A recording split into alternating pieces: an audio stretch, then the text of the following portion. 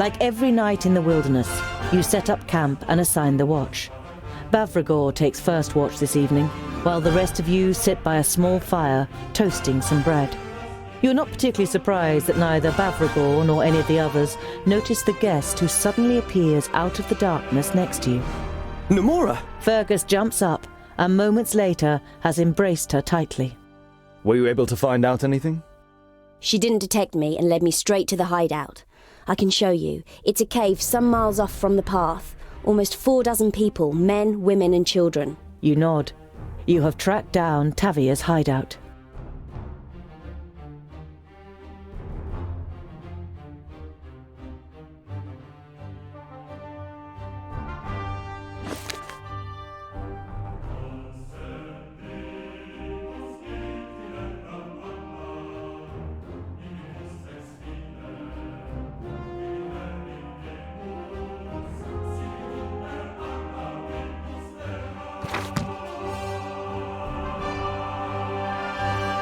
You spend the night protected from the wind in a ruin, and are sitting around a campfire as the topic of your new companion's performance on the stage comes up. Sleight of hand, speed, alchemy, and makeup can have an incredible effect. Nomura transformed herself into an elf using the latter. I also noticed your weapons, Nomura. I've never seen such swords before. Their names are Crescent and Sunbeam. I designed them myself. It took a long time until I found a smith who was able to make them. She looks like a pointy ear too. Nature hasn't been kind to her. For this absent-minded remark, Boindil receives evil looks from Nomura and grins from the men. Perhaps I really am an elf, and will bring you a nightmare in your sleep tonight. Don't be surprised if you wake up screaming.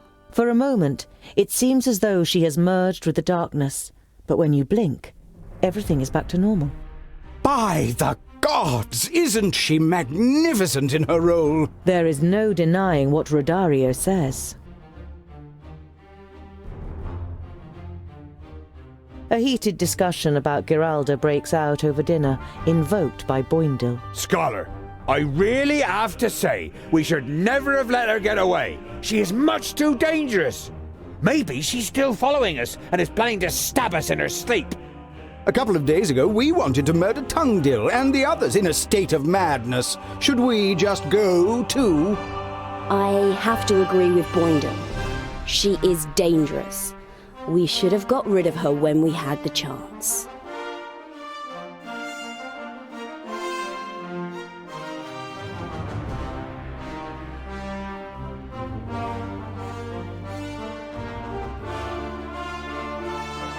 Despite everything that's happened, she is a dwarf. It was an unfortunate misunderstanding. If there is ever another misunderstanding, I'll introduce her to my 2 little friends. Boindil raps against his axes pointedly, and with that, to him, the discussion is over.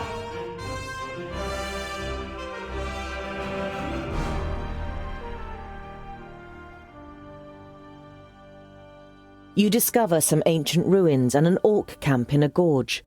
A small group of Bognalim is moving between tents, piles of rubbish and cages.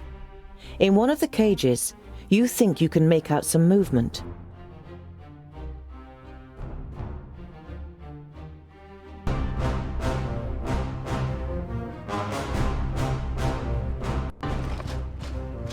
Grenades! Throw them into the holes, that ought to stop.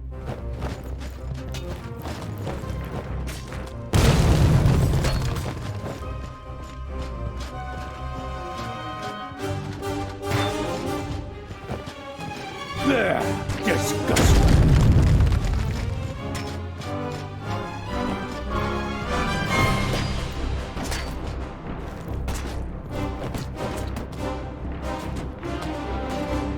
Don't take it personally.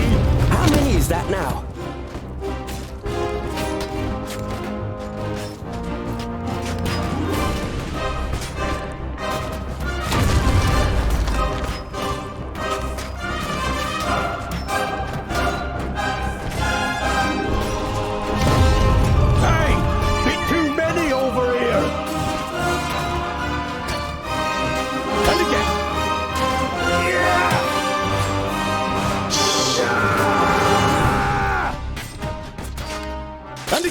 Yeah? Killed! And again! Killed! Vile creature! Killed! What is it? Yes. And again! Vile creature! Killed! On my way. A horse!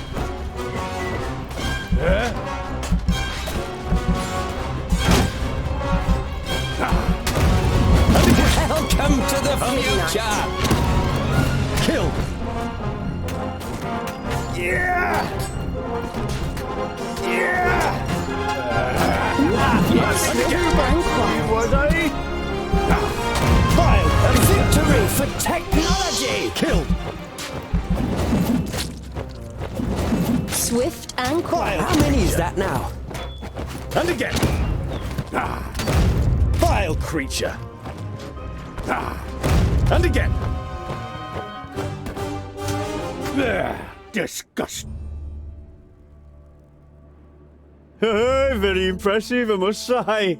Let me out, my friends.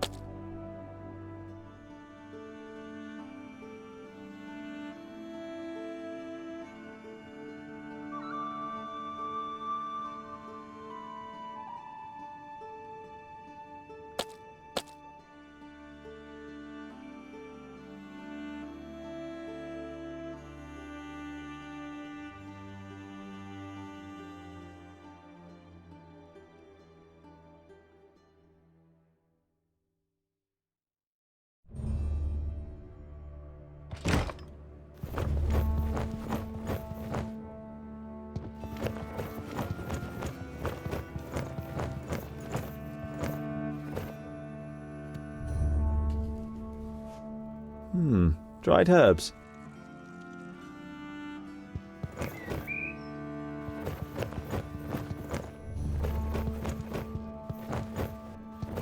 A pile of wood. Or is it actually a pyre?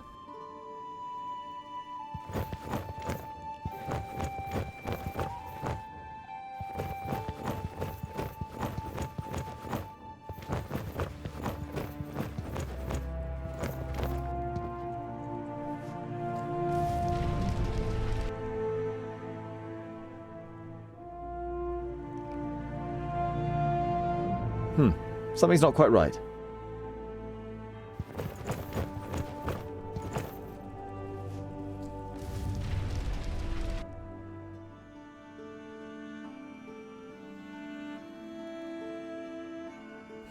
Something's not quite right.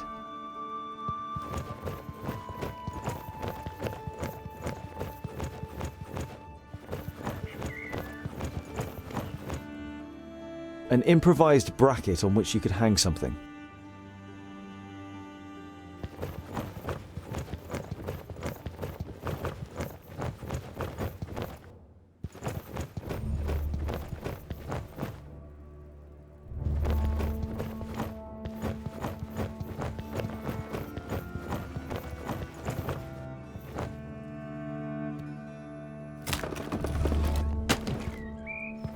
Oh, thank you. Have you seen Helga? Helga? Helga! Where are you? Hello? I am Tungdil Goldhand. These are my companions Boindil, Boendal, Rodario, Fergus and Namora, Bavragor and Goimgar. Have you seen Helga? No, we haven't. If you don't mind me asking, what is your name? Call me Ensign and drop the pleasantries.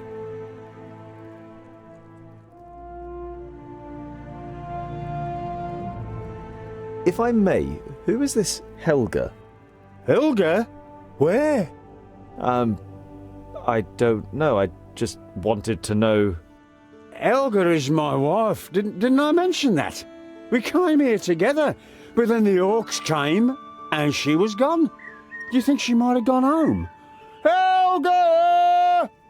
You have a dark notion of what might have happened to Helga, but as you have no proof, you'd rather say nothing. If you see her, you'll let me know, right?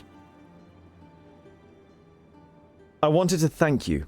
Your grenades really helped us. Grenades? Oh, yeah, no problem. I used them to break up boulders, but I ended up attracting these pests. Who was to know there are Bognolum around here?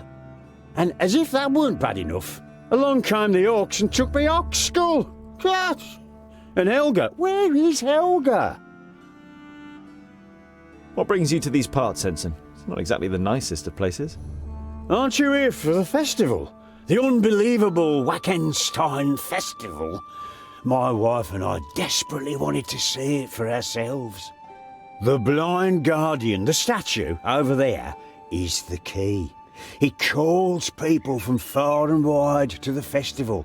I finally found some information in the archives of Virunciensis as to how the guardian is activated. Do you know anything about a secret passage through the mountains? Secret passage? No, can't say I do. But they say that when the blind guardian awakens, then people will come to the festival from all corners of the world. Maybe they'll come from the mountains too. So what have you found out about the festival, Ensign? You see that statue? That's the blind guardian. You could call him the patron saint of whacking. According to my research, we need 3 things to start the festival. A burning ox skull, the fire-eater bell, and vervain. I actually had it all, but, then the orcs came. It should be easy to find an ox's skull. All we have to do is find a butcher. Oh, it can't just be any old ox skull. It needs special decorations and engravings. Took me weeks to prepare that skull. Then the orcs came and took it. Must have thought it had some value. So, we've got to hunt down an army of orcs. Boindeel will like that. What do we do with the skull when we've got it? Oh, that's simple. The ox skull must be set on fire. You're not sure what kind of celebration needs a burning ox skull, but the mission doesn't sound too difficult. Where will we find the fire-eater bell, and what kind of a name is that anyway? Virunciensis. I tracked you down to a collector who lives outside the city in an estate on the south wall. According to the legend, the bell was mounted in a black tower. The tower caught fire. The bell fell down and smothered the source of the fire. Now, I'm sure you can work out the rest. The ringing of the bell opens the way for the blazing fire in our souls. At least that's what is written. Virunciensis. So what are we waiting for? We'll visit the collector and... It would be best if you went without me. I have some things to prepare here. Vervain, doesn't that grow in Ergon? It's a hell of a long way from here. Ha! Don't worry. I have a bag, just a minute. It's gone. Is this what you're looking for? Oh, yes! Yeah, there it is. Oh, I thought I'd lost it. You did lose it. To begin the festival, we need the ox skull, the fire-eater bell, and the vervain, right? Exactly. Then we need to set the skull on fire, ring the bell, and burn the herbs. And then it happens. You're quite sure you're wasting your time? A huge festival in the middle of nowhere? But you pin your hopes on there being a spark of truth in every story, and that somehow a path will open up through the mountains when you carry out the old ritual. See you later, Henson. Let me know if you see Helga.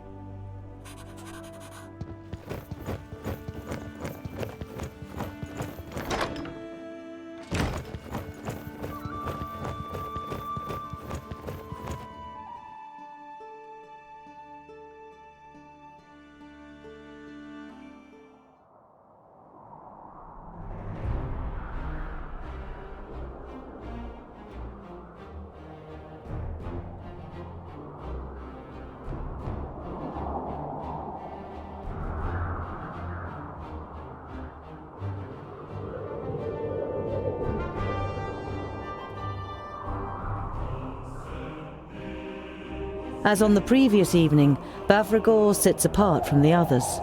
But tonight, he waves you over. Smeralda, my sister.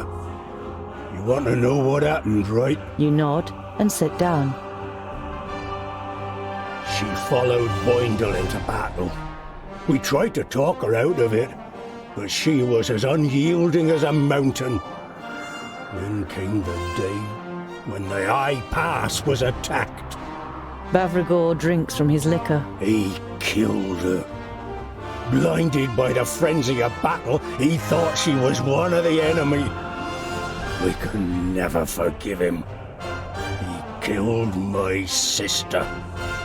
Could you? You inevitably remember the loss of Lot Yonan, Frala, and her children. You remain sitting in silence, each of you deep in thought.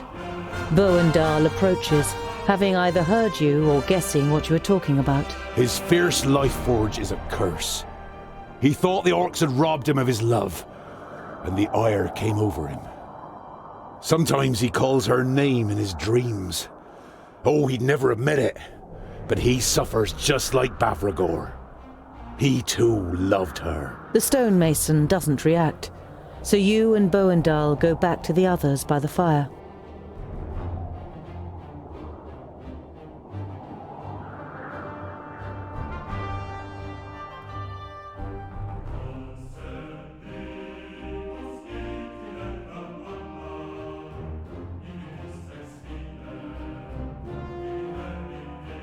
The size of the fields and the farmsteads grow as you get closer to Varenciensis, the old border city in the north. The old city wall is much too small for the size of today's settlement. Everywhere little cottages, and even the odd magnificent estate, extend beyond the wall. The house that Henson was talking about must be somewhere on the south wall. We need the bell if we're going to open the path through the mountains. You follow the street to an estate on the south wall, which is surrounded by a fence. The paved path to the door is lined with hydrangea. You knock on the door gently, and after a while it is opened by a chubby man in expensive clothes. The man gives you a fleeting glance. We don't want to buy anything. He intends to close the door again without waiting for your answer.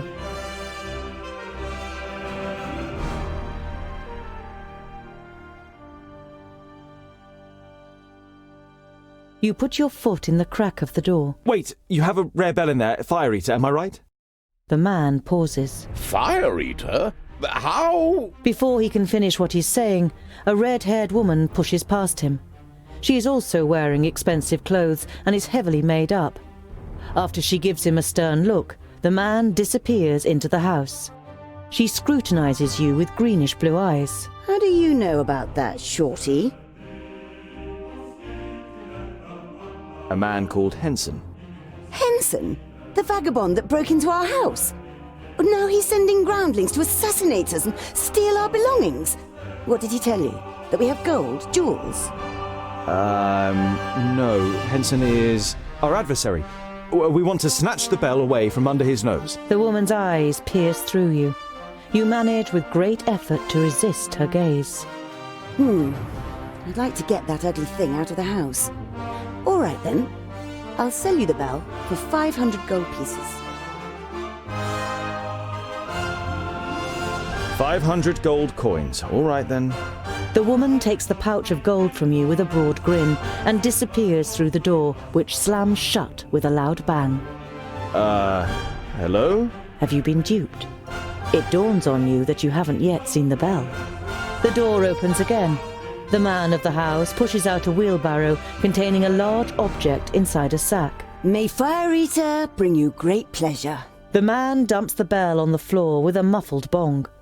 He seems anything but happy that his wife has sold the bell.